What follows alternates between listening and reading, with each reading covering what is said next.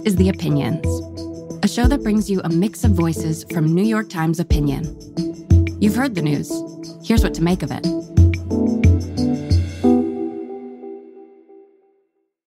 My name is Binyamin Appelbaum, and I write for the editorial board of the New York Times about economic policy issues. Tonight, the high-stakes showdown here in Philadelphia between Vice President Kamala Harris and former President Donald Trump. In this week's debate, the moderators kicked things off by asking both candidates to address their plans for the economy. Many Americans tell pollsters that the defining issue in this election is the high cost of living, the cost of groceries, the sense that buying a home is increasingly out of reach, the sense that their incomes are just not keeping pace with the cost of the things that they want and need. Presidents have limited impact on the economy, but limited isn't zero. And we have quite a straightforward contrast in this race between Kamala Harris and Donald Trump. So you've got one candidate who may make things better and one who is pretty certain to make things worse. Trump's economic agenda is hard to characterize as sort of ideologically coherent. His biggest plans fall into three buckets. One is tariffs. He believes that tariffs are the cure for everything. And another is tax cuts. He wants to reduce the taxes that the wealthy and large businesses pay. And the third is immigration.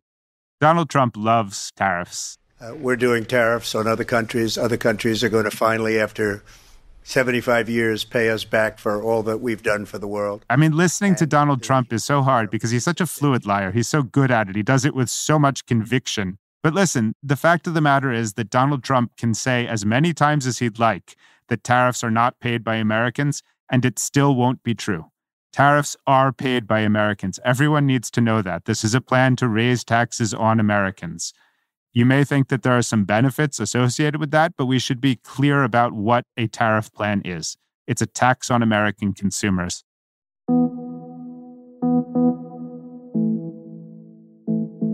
Everybody knows what I'm going to do. Cut taxes very substantially and create a great economy like I did before.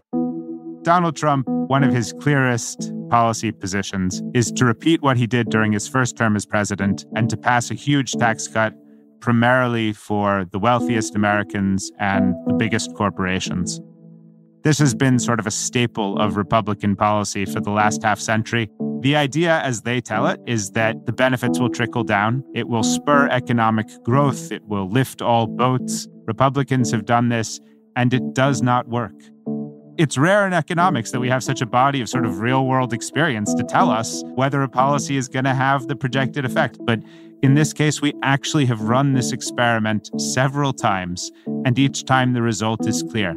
The benefits do not trickle down. The economy does not grow faster. The only thing that happens is that the rich get richer.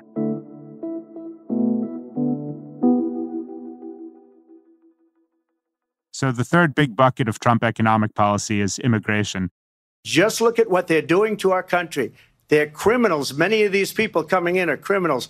And that's bad for our economy, too. He insists that illegal immigration is responsible for low wages, that immigrants are taking jobs from Americans, and that immigrants are driving up housing prices. And if we, in his view, rounded up people who entered the country without proper documentation and kicked them out of the country, our economy would prosper. We'd all be better off. This is the reverse of the truth, to put it simply. We are a society of immigrants. The expansion of our population has been the engine of our economic growth for centuries now. If you rounded up 11 million people tomorrow, just sort of stipulating that that was feasible and ignoring the expense of doing it, what you would actually accomplish is to blow a giant hole in the economy. You'd be taking away workers who, by the way, are not competing with American workers in most cases. They're holding jobs that might not exist if they weren't here. Those 11 million people are also consumers, and they're taxpayers. They contribute hugely to the government's coffers. And so if you took those people out of the country, you'd be damaging the economy, not improving it. I think housing is a really good issue to look at. Donald Trump says that his big plan to make housing more affordable is to round up millions of illegal immigrants and kick them out of the country. which would actually probably make the housing situation worse because our homes are built to a large extent by immigrants, including many undocumented immigrants. And when you kick them out of a community, the result is that the price of new homes actually goes up. And there's a really striking contrast between the two candidates on this issue. It's a contrast that I think really embodies the broader difference between the two of them. Kamala Harris has articulated a goal of 3 million new housing units in the United States, and she's outlined a number of plans to achieve that goal. She wants to provide tax breaks to home builders. She wants to provide incentives to some first-time home buyers. She wants to encourage state and local governments to make it easier for developers to build new homes. The debate earlier this week highlighted Harris's strength and her weakness. Her strength is that she's great at prosecuting Donald Trump. She makes really clear what his flaws and shortcomings are, what's wrong with his plans, what's wrong with him as a person. Her weakness is that she's still struggling to define herself. She has this phrase, an opportunity economy, that she likes to throw around, but it's very ill-defined. I believe in the ambition, the aspirations, the dreams of the American people. And that is why I imagine and have actually a plan to build what I call an opportunity economy. I doubt you could find someone who could tell you what she means by it. Not totally clear to me that she knows what she means by it.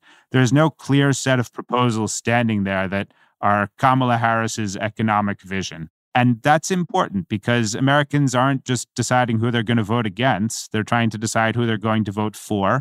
They want to believe that the candidate has a plan to make life more affordable, to increase their prosperity and their children's prosperity over time. And Harris has frankly struggled to explain how exactly she would go about doing that. But even if Harris offers no more information between now and Election Day, the fact of the matter is that you have on the one hand a candidate in Kamala Harris who has broadly sketched the beginnings of some real ideas for improving our economy.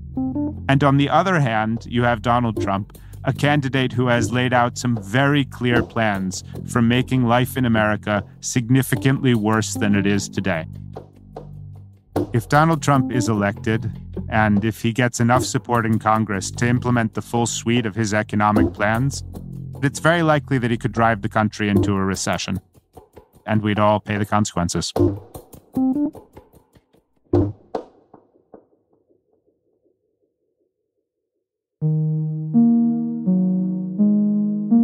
If you like this show, follow it on Spotify, Apple, or wherever you get your podcasts. This show is produced by Derek Arthur, Sophia Alvarez-Boyd, Vishaka Durba, Phoebe Lett, Christina Samuelewski, and Jillian Weinberger. It's edited by Kari Pitkin, Allison Bruzek, and Annie Rose Strasser. Engineering, mixing, and original music by Isaac Jones, Sonia Herrero, Pat McCusker, Carol Saburo, and Afim Shapiro. Additional music by Amin Sahota.